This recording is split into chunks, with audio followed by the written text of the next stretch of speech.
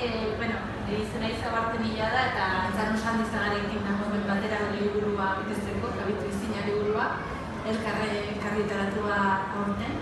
Eta, haintzamen buruzko igualitz pare bat, liburuari buruz egiten hasi aurretikan, lasartearra, artearen historia ikasia, bertan ez dautu nola elkar, tokuz geroztik laguna gara, eta egiasak asko pozten hau liburu horren orkesteak,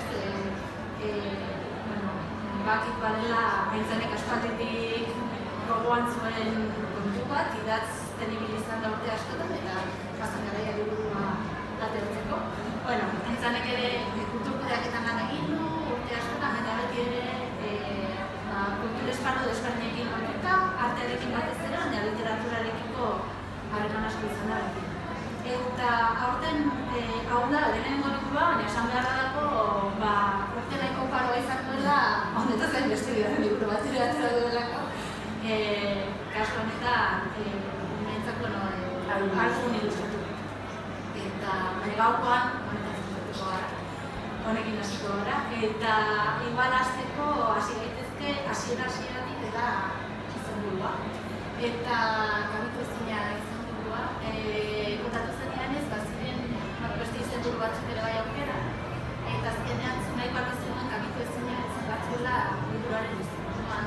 Zergatikan zeintzat zure barra izan duen zentzua edo giroa izan da bat dira.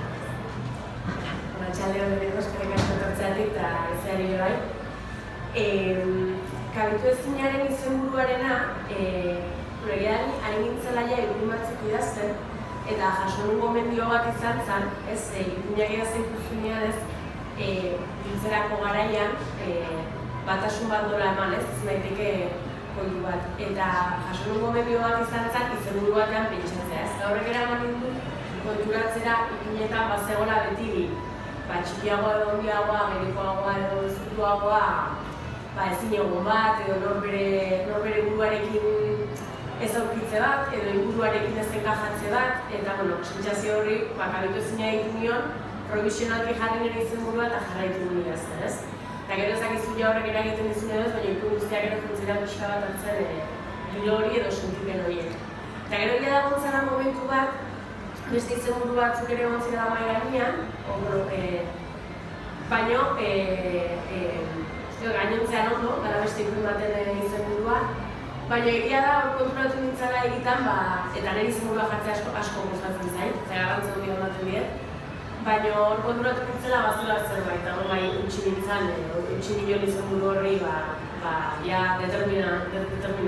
determinazio gehiago gehiago.